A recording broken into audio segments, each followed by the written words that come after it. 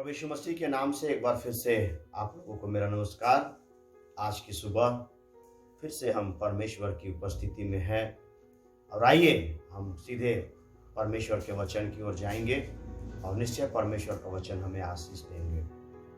और हम जितने भी लोग जो प्रभु यीशु मसीह के अनुयायी हैं, प्रभु यीशु मसीह की आज्ञाओं को मानते हैं, उसके नक्शे कदम पर चलते हैं, प्रभु यीशु मसीह ने हम सबों को कलीसिया के प्रति, नए विश्वासियों के प्रति, पुराने विश्वासियों के प्रति, कलीसिया में होने वाले और अन्य सेवकाइयों के प्रति बहुत सारी जिम्मेवारियों को दिया है, उत्तरदायित्वों को दिया है और जिसे हमें समझने की जरूरत है। कलीसिया एक परिवार के समान हम लोग जानते हैं और परिवार के लोगों का अलग अलग योगदान होता है। और पहला पत्रस उसका 4 अध्याय उसका 10 और 11 पद में इस प्रकार से लिखा है, जिसको जो वरदान मिला है वह उसे परमेश्वर के नाना प्रकार के अनुग्रह के भले भंडारियों के समान एक दूसरे की सेवा में लगाए। परमेश्वर के वचन में यहां पर स्पष्ट रीति से हमें हिदायत दिया गया है। कलीसिया में जितने भी विश्वासी होते हैं, लीडर्स होते हैं, सबको परमेश्वर सेवकाई के लिए, कलीसिया की बढ़ोतरी के लिए, कलीसिया की उन्नति के लिए, कलीसिया के फैलाव के लिए दान और वरदानों से भरता है। और परमेश्वर का वचन यहां पर हमें यह आज्ञा दे रहा है कि जिसको जो वरदान मिला है वह उसे परमेश्वर के नाना प्रकार के अनुग्रह के भले भंडारियों के समान एक दूसरे की सेवा में लगाए। जब हम प्रभु यीशु मसीह को ग्रहण किए, उन्होंने हमें निहारना शुरू किया, निखारना शुरू किया। हमारे अंदर में जो टैलेंट थे, हमारे अंदर में जो खूबियां थी, एक सर्वे बतलाता है कि हर एक इंसान के अंदर में 300 से लेकर के 500 तक, है ना, खूबियां पाई जाती है, एबिलिटीज पाई जाती है। जब हम प्रभु को ग्रहण किए, हमारी उन खूबियों को परमेश्वर वचन के द्वारा, सेवकाई के द्वारा, अगुवा के द्वारा, है ना, निखारा जाने लगा। हम निखरते चले गए, हम अनुभवी होते चले गए, हम और ज्यादा कहेंगे हम निपुण होते चले गए अन्य बातों में। वचन कहता है जिसको जिस प्रकार का वरदान मिला है उसको क्या करना है? एक दूसरे की सेवा में लगाना है। एक दूसरे के आत्मिक उत्थान के लिए उसको इस्तेमाल करना है। एक दूसरे की आत्मिक बढ़ोतरी के लिए उसको इस्तेमाल करना है। कलीसिया के कहेंगे विस्तार के लिए उसको इस्तेमाल करना है। यहां पर साफ साफ लिखा है 11 पद में, यदि कोई बोले तो ऐसा बोले मानो परमेश्वर का वचन है। यदि कोई सेवा करे तो उस शक्ति से करे जो परमेश्वर देता है, जिससे सब बातों में यीशु मसीह के द्वारा परमेश्वर की महिमा हो। परमेश्वर और महिमा और साम्राज्य युगानुयुग उसी का है। यानी कि हमारी जो भी एक्टिविटीज होती है, उन सारी बातों के द्वारा हमें क्या करना है? हमको यूज करना है, इस्तेमाल करना है एक दूसरे की सेवा के लिए। यानी कि हम बोले भी तो हम एक दूसरे की आत्मिक उन्नति के लिए बोले। किसी को हम सलाह भी दें तो हम उसकी आत्मिक उन्नति की सलाह दें, उसके अच्छे कहेंगे विश्वासी जीवन जीने के लिए उनको सलाह दें। जिसको जो भी वरदान मिला है वो उसको क्या करे? एक दूसरे की उन्नति में लगाए। हमारा कोई भी पहल किसी की अवनति या किसी का नीचे गिरने का, किसी का पतन का, किसी का कहेंगे डेमोरलाइज का कारण नहीं होना चाहिए। हमारी बातें, हमारा जो भी एक्टिविटीज है कलीसिया में, कलीसिया के बाहर लोगों से जब हम मिलते हैं, कलीसियाओं के लोगों से मिलते हैं, घरों में मिलते हैं, अकेले में मिलते हैं, हमारा कोई भी चीज उनके आत्मिक पतन का कारण नहीं होना चाहिए। जब हम मिलते हैं, हमारे मुंह से जो बातें निकलती है वो हमारे लोगों की आत्मिक उन्नति का कारण होने पाए। लेकिन कई बार जब हम लोगों से मिलते हैं, है ना, लोगों का आत्मिक उन्नति के बजाय अवनति होता है। हमारी शिक्षाएं, हमारी बातें, हमारा सलाह, हमारा मशवरा लोगों को ऊंचाई में ले जाने के बजाय नीचे लेकर के आता है। उनकी आत्मिक जीवन को बढ़ाने के बजाय उनके आत्मिक जीवन को खराब करता है। उनके आत्मिक उन्माद को, उनको और कहेंगे वृद्धि करने के बजाय उनकी आत्मिकता को हम, है ना, बुझा सा देते हैं। मनों में शंका पैदा करके, तरह तरह की बातों को पैदा करके, है ना। यहाँ पर लिखता है तुम्हारे पास जो भी वरदान है उसको एक दूसरे की सेवा में लगाओ, एक दूसरे की सेवा में लगाओ। अपने आप को यूज करो, इस्तेमाल करो, क्योंकि परमेश्वर ने उसी काम के लिए हमें चुना है। पहला कुरिन्थी उसका 15 अध्याय और उसका जब हम 58 पद को पढ़ते हैं, बहुत सुंदर वहां पर बातें लिखी गई है। मैं आपके लिए पढ़ देना चाहता हूं, है ना। 15 का 58 यहाँ पर साफ साफ लिखा है, इसलिए हे मेरे प्रिय भाइयों, दृढ़ और अटल रहो और प्रभु के काम में सर्वदा बढ़ते जाओ, क्योंकि यह जानते हो कि तुम्हारा परिश्रम प्रभु में व्यर्थ नहीं है। दृढ़ और अटल रहो। कोई भी परिस्थिति आए, कोई भी बातें आए, निंदा आए, विरोध आए, विषम परिस्थिति आए, एकदम दृढ़ और अटल रहो और प्रभु के काम में सर्वदा बढ़ते जाओ। कुछ भी परिस्थिति आ जाए, वचन यहां पर हमें हिदायत देता है, प्रभु के काम में सर्वदा बढ़ते जाओ। अभी विगत कुछ महीनों में बहुत सारी परिस्थितियों का हम लोगों ने सामना किया। लॉकडाउन में वैसे भी कलीसिया ठप है, दान और दशमांश और सारी बातों का, है ना, सारा चीज बंद है। कलीसिया की बहुत सारी जो कहेंगे हम गतिविधियां बंद है, बहुत सारी विषम परिस्थितियां। उसी समय हम देखते हैं कि मेरा बीपी जो है बहुत ज्यादा डाउन हो गया था, 90/60। डॉक्टर ने कहा आपको रेस्ट करना होगा, आपको घूमना फिरना नहीं है। वाइफ का टाइफाइड हो गया, पिताजी का, है ना, आंख का ऑपरेशन कराना पड़ा। मतलब एक से एक समस्याएं, एक से एक विषम परिस्थिति। लेकिन मैं आपको बतलाना चाहता हूं, वचन कहता है ना, कि, है ना, हे मेरे प्रिय भाइयों, दृढ़ और अटल रहो और प्रभु के काम में सर्वदा बढ़ते जाओ।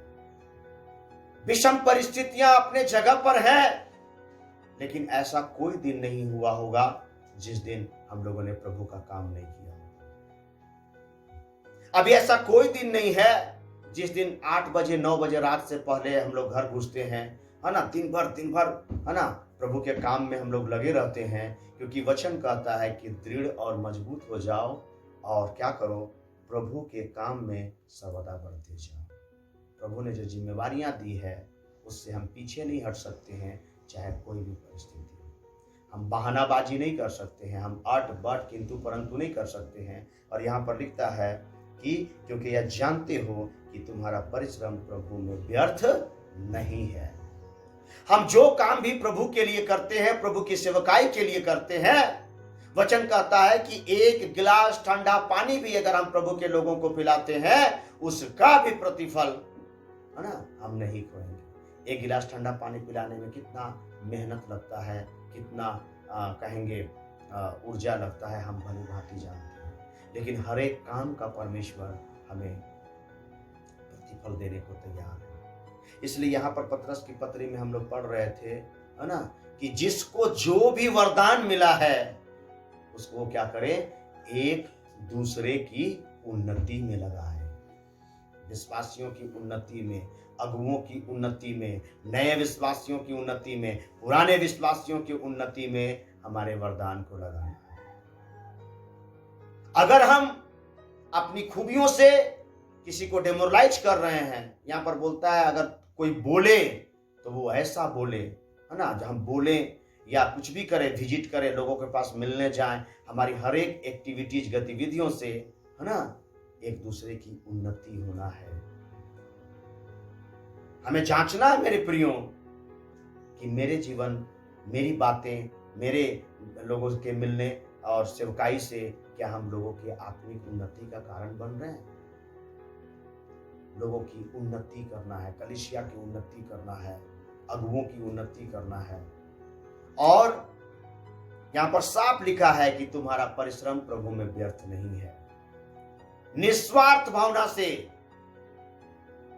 जो आज्ञाएं हमें दी जाती हैं कलीसिया की ओर से, अगुओं की ओर से, वचन की ओर से, निस्वार्थ भावना से जब हम करते हैं, वचन कहता है प्रभु में तुम्हारा परिश्रम व्यर्थ नहीं है।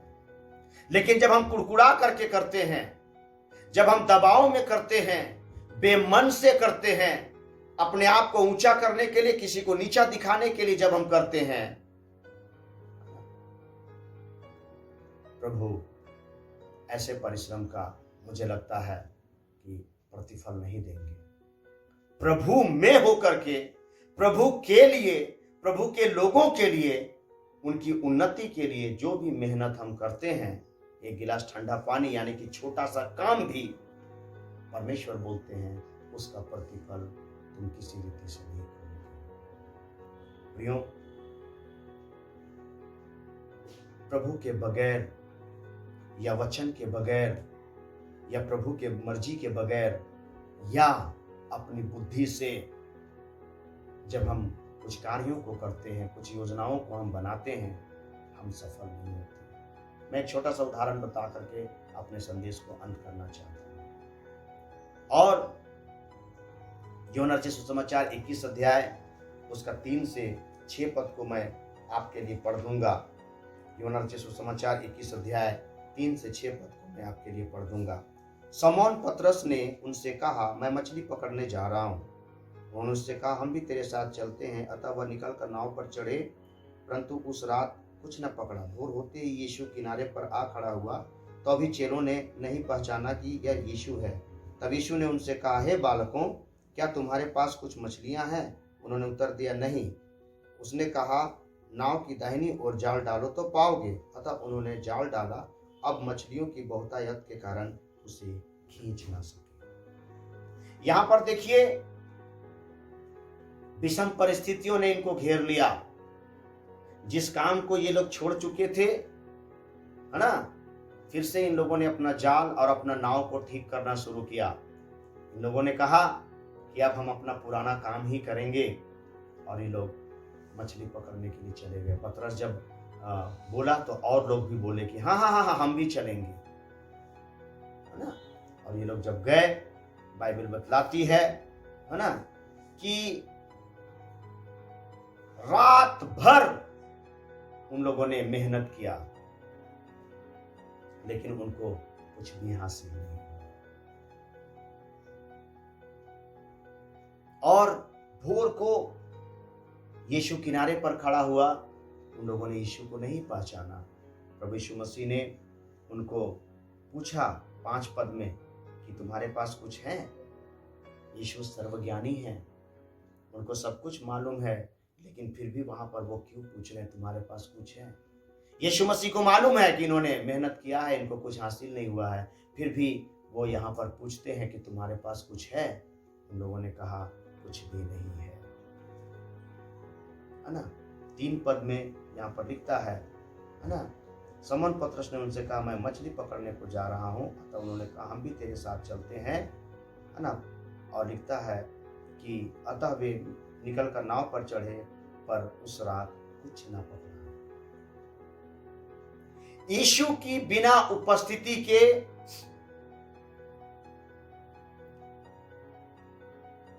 बिना उनकी मर्जी के, बिना उनकी अगुवाई के उन लोगों ने रात भर मेहनत किया, 1 मिनट 2 मिनट 5 मिनट नहीं मेरे प्रियो, रात भर, यानी कि 5 घंटा 6 घंटा, है ना, उन लोगों ने मेहनत किया, कठोर मेहनत, लेकिन कुछ भी हासिल नहीं। क्यों? क्योंकि उनके मेहनत में यीशु नहीं था, उनके परिश्रम में यीशु नहीं था। वचन कहता है जो परिश्रम, है ना, तुम करोगे, प्रभु में तुम्हारा परिश्रम व्यर्थ नहीं जाएगा। प्रभु में, हम प्रभु को हटा करके मेहनत करेंगे, प्रभु के बिना मेहनत करेंगे, कलीसिया के बिना मेहनत करेंगे, अगुआ के सलाह के बगैर मेहनत करेंगे, अकेले हम करना चाहेंगे। पूरी रात इन्होंने मेहनत किया, पूरी रात, इन लोगों को कुछ भी हासिल नहीं, कुछ भी हासिल नहीं हुआ। उसके बाद में 5 पद में यीशु उनको, उनकी कहेंगे, उनकी स्थिति को जानने के लिए, है ना, उनको पूछता है। वो लोग छिपाए नहीं। तो पूछा तुम्हारे पास कुछ है? उन्होंने साफ साफ कहा कि हमारे पास कुछ नहीं है। वो बोल सकते थे, वो झूठ बोल सकते थे, बहुत अच्छा चल रहा है, बहुत अच्छा चल रहा है, हम लोग तो अभी बहुत अच्छा है, बहुत अच्छा हम लोग कर रहे हैं। वो लोग बड़बोली बहुत लोग दिखाता है, छिपाता है वास्तविकता को, लेकिन इन लोगों ने साफ साफ बतलाया, है ना, सही अवस्था से यीशु को अवगत कराया। झूठ बोल सकता था वो लोग, लेकिन सही अवस्था से अवगत कराया कि हमारे पास कुछ नहीं है। और जब वो बोल रहे थे, उनकी निराशा उनके चेहरे पर झलक रही थी। रात भर का मेहनत, रात भर का जगा हुआ, उनकी असफलता उनके चेहरे पर दिख रही थी। तब यीशु मसीह ने 6 पद में कहा, ध्यान से सुनिएगा, नाव के दाहिनी ओर जाल डालो तो तुम पाओगे। नाव के दाहिनी ओर जाल डालो तो तुम क्या करोगे? पाओगे। मेरे प्रियो, वे मछुए थे, उनको मालूम था कैसे मछली मारना है, वो निपुण थे। ऐसा नहीं था कि नौसिखवा थे वे लोग, पहली बार नाव पर चढ़े थे और पहली बार जाल पकड़े थे, ऐसा नहीं था। वे लोग बाई बर्थ जन्मजात मछुए थे, उनको मालूम था, हाँ ना, किधर मछली की कौन गहराई में जाना है, कैसा जगह में मछली मारा जाता है, उनको सब कुछ मालूम था। लेकिन पूरा प्रयास उन लोगों ने किया रात भर। ऐसा नहीं है कि प्रभु यीशु मसीह ने कहा नाव के दाहिनी ओर जाल डालो तो तुम पाओगे। ऐसा नहीं है कि वो दाहिनी ओर जाल नहीं डाले होंगे, 20 बार डाले होंगे दाहिनी बार, पूरा रात भर में, लेकिन कुछ नहीं मिला। अब यीशु फिर बोल रहा है कि दाहिनी ओर डालो। हम और आप रहते, हम बोलते आपको क्या मालूम है मछली मारने के बारे में, आपको क्या मालूम है ना, कि हम लोग कितना मेहनत किए हैं, मछली कैसे मारा जाता है, रात को मारा जाता है, अब तो सुबह हो गया है। हम और आप रहते तो हम लोग सवाल जवाब करते, बोलते कि प्रभु नहीं होगा, लेकिन उन्होंने आज्ञा को माना। उन लोगों ने कहा कि प्रभु बोल रहे हैं, है ना, और नाव के दाहिनी ओर जब उन्होंने जाल डाला, यानी कि आज्ञा को माना, अधीनता को यहाँ पर दिखाता है ना, जब उन्होंने नाव के दाहिनी ओर जाल को डाला, यहाँ पर वचन लिखा है कि मछली की अधिकता के कारण वो क्या नहीं कर सके, खींच ना सके। प्रियो, बिना प्रभु के, बिना उनकी मर्जी के, बिना उनकी अगुवाई के इन लोगों ने रात भर मेहनत किया, इन लोगों को कुछ भी हासिल नहीं हुआ। लेकिन प्रभु की आज्ञा को जैसे इन लोगों ने स्वीकार किया, प्रभु की बातों को जैसे इन लोगों ने माना, बाइबल बतलाती है इतना सफलता इन लोग को मिला। रात भर में एक काना बुधू भी, एक छोटा मछली भी इन लोगों ने नहीं पकड़ पाया था, लेकिन दाहिनी ओर नाव डाला, जाल डाला, और इतना अधिक मछली की अधिकता की वे लोग खींच ना सके। बाइबल बतलाती है कि अगल बगल नाव से लोगों को बुलाना पड़ा, है ना। यहां आनंद के मारे यहां पर लिखता है, अगर आप पढ़िएगा, यहां पर लिखता है कि यहां पर लिखता है कि 7 पद में, समन पतरस ने यह सुनकर कि वह प्रभु है, कमर में अंगरखा कस लिया, क्योंकि वह नंगा था, और झील में क्या हो गया, कूद पड़ा। परंतु दूसरे चेले डोंगी पर मछलियों से भरा हुआ जाल खींचते हुए आए, यानी कि वो खुशी से क्या हुआ ना, झील में कूद गया आनंद देख करके, और दूसरे नाव के लोगों को बुलाया जाने लगा, अरे आओ आओ आओ, हम लोगों का हेल्प करो, मदद करो, हम लोग खींच नहीं पा रहे हैं। और दूसरे नाव से लोग आते हैं, और इतना अधिक मछली यहाँ पर मिला, है ना। यहाँ पर लिखता है कि मतलब इतना मछली था, बहुत अत्यधिक मछली था, और वे लोग दूसरों को बुलाए। बिना कलीसिया, बिना अगुआ, बिना प्रभु की उपस्थिति, बिना प्रभु की मर्जी का हम कितना भी हाथ पांव मार ले, लिखता है प्रभु में तुम्हारा परिश्रम व्यर्थ नहीं जाएगा। जो काम हम प्रभु में होकर के करेंगे, कलीसिया के अधीन होकर के करेंगे, अपने अगुओं के अधीन होकर के करेंगे, है ना, तब हम उसका फल पाएंगे। इन लोगों ने सोचा कि हम लोग अनुभवी हैं, अभी लॉकडाउन में सब यही सोचेंगे कि गाना तो हम गाइए ले रहे हैं, प्रचार भी हम करिए लेते हैं, भजन संहिता तो लोग बोलिए लेता है, घर का दान दशमांश तो घरे में रह जाएगा, है ना, हमको कलीसिया और पास्टर की क्या जरूरत है। लेकिन वचन यहां पर बतलाती है प्रभु में तुम्हारा परिश्रम व्यर्थ नहीं जाएगा। ये लोग भी सोचा था, नाव हम चलाइए लेते हैं, जाल हम फेंकिए लेते हैं, यीशु का क्या जरूरत है हमको, झुंड का क्या जरूरत है हमको, कलीसिया का क्या जरूरत है हमको, अकेले तो हम कर ही लेंगे। लेकिन नहीं, यीशु को उनके पास आना पड़ा, यीशु की आज्ञा को उनको मानना पड़ा, और तब जाकर के, है ना, उनको सफलता हाथ लगी। और ऐसा सफलता हाथ लगा, है ना, ऐसा कहावत है ना, कि मेहनत जो है ना, गुप्त में करो, या तो मेहनत जो है खामोशी के साथ करो, तुम्हारी कामयाबी क्या करेगी, शोर मचाएगी। मछली की अधिकता छिपा ना सके वे लोग, हाँ, लोगों को बुलाना पड़ा और लोग आए। प्रियो, रात भर उन लोगों ने मेहनत किया था, कुछ उनको हासिल नहीं हुआ था। यीशु ने कहा नाव के दाहिनी ओर जाल डालो तो तुम पाओगे, और उन्होंने ऐसा किया और उनको सफलता मिली। यहाँ पर मैं ये बतलाने का प्रयास कर रहा हूं कि जिसको जो भी वरदान मिला है उसको एक दूसरे की सेवा में लगा है, एक दूसरे की आत्मिक उन्नति का कारण हम बने, आत्मिक अवनति का कारण, आत्मिक गिरावट का कारण हम न बने। हमारी प्रार्थना, हमारी सेवा, हमारा मिलना जुलना, हमारा उठना बैठना, यहाँ पर साफ लिखा है कि एक दूसरे की उन्नति का कारण बनाओ। अपने दान वरदान को, अपनी खूबियों को एक दूसरे की क्या में लगाओ, सेवा में लगाओ, दृढ़ हो जाओ, है ना, और प्रभु के काम में सर्वदा अपने आप को लगाए रखो, ये सोच करके कि प्रभु में तुम्हारा परिश्रम कभी भी व्यर्थ नहीं होगा। कई बार आप सोचते हैं इतना हम मेहनत करते हैं, इतना ये करते हैं, हमको क्या हासिल हो रहा है, हमको क्या मिल रहा है ना, हमको तो कुछ मिलता नहीं है। लेकिन यहाँ लिखता है प्रभु में तुम्हारा परिश्रम व्यर्थ नहीं है। इन लोगों ने बिना प्रभु के मेहनत करना चाहा। इन लोगों ने भी, जब पतरस कहा मैं जाता हूं, इनके साथ कई लोग गए। एक मत के जो लोग होते हैं, एक मन के लोग होते हैं, वे लोग, उन लोग का अलग से यूनिटी चलता है, उनका अलग से चलता है। जो एक मत के होते हैं, कोई भी बात में हाँ हाँ हाँ हम भी आपके साथ हैं, हाँ हाँ हाँ हम भी आपके साथ हैं, है ना, एक हो जाते हैं। पतरस जब निकलना शुरू किया, है ना, वो अकेले जा रहा था, लेकिन उसके समान विचार वाले लोग हाँ हम भी चलते हैं, हम भी चलते हैं, और वो लोग भी साथ में चले, रात भर मेहनत किया, उनको कुछ भी हासिल नहीं हुआ। वे लोग एक्सपर्ट लोग थे मेरे प्रियो, वे लोग अनुभवी लोग थे मेरे प्रियो। उनका दिमाग वहां फेल हो गया, उनका सब कुछ वहां फेल हो गया। क्यों? क्योंकि बिना प्रभु के उनका मेहनत था, बिना अगुआ के उनका मेहनत था, बिना कलीसिया के उनका मेहनत था, है ना। वो लोग अपना बुद्धि का सहारा ले रहे थे, क्योंकि वचन कहता है तुम्हें जो वरदान मिला है उसको एक दूसरे की सेवा में इस्तेमाल करो, क्योंकि प्रभु में तुम्हारा परिश्रम व्यर्थ नहीं है। बिना प्रभु के इन लोगों ने काम किया, इनको कोई चीज हासिल नहीं हुआ। प्रभु की आज्ञा को जब इन्होंने माना, है ना, अपना बुद्धि का सहारा लिया, अब प्रभु तो नहीं है ना, अब हम लोग अपना करेंगे, अब हम लोग अपना जीविका चलाएंगे, अब हम लोग अपना डफली बजाएंगे, अब हम लोग अपना करेंगे।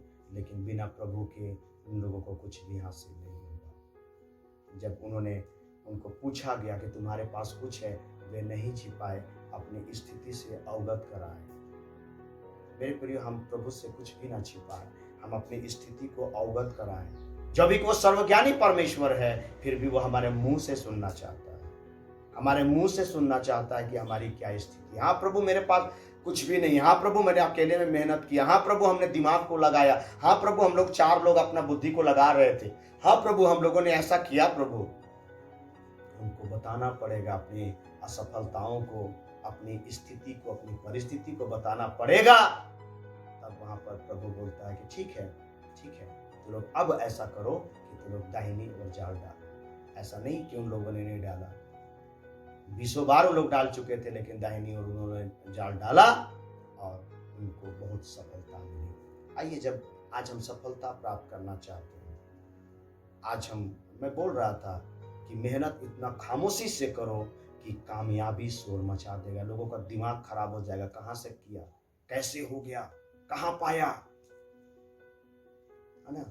और इन लोगों ने दूसरे लोगों को, इन लोगों को बुलाना पड़ा, दूसरे नाव के लोगों को इन लोगों को बुलाना पड़ा। इतना अधिक इन लोगों को सफलता मिला, इतना अधिक मछलियां इन लोगों को मिली, है ना, कि ये लोग एकदम पागल जैसा हो गए खुशी से। और एक तो है ना झील में कूद गया आनंद के मारे। हम लोगों को भी परमेश्वर कुछ ऐसी ही आशीष देना चाहते हैं कि हम पागल हो जाएंगे।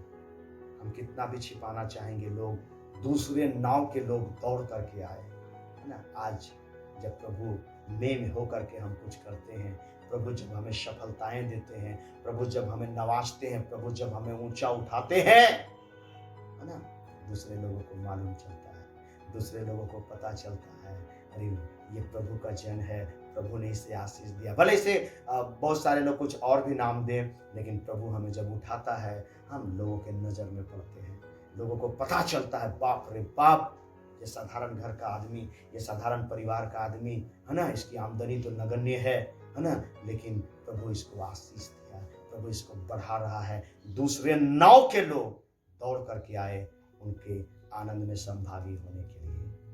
अगर हम प्रभु में होकर के मेहनत करेंगे, लोग हमसे भागेंगे नहीं, लोग आएंगे, लोग खींचे चले आएंगे, है ना। दूसरे नाव के लोग, है ना, उनके नाव में आए। फिर परमेश्वर के लोगों, यहाँ पर साफ साफ लिखा है पहला पत्रस में कि 4:10 में साफ साफ लिखा है कि हमें जो वरदान मिला है उसको हम एक दूसरे की उन्नति में लगाएं, एक दूसरे की सेवा में लगाएं। हम बोले या हम जो भी एक्टिविटी करें, उसके द्वारा हम कलीसिया, विश्वासियों का, अगुओं का हम उन्नति करें, हम अवनति ना करें। प्रभु इन वचनों के द्वारा हम सबों को आशीष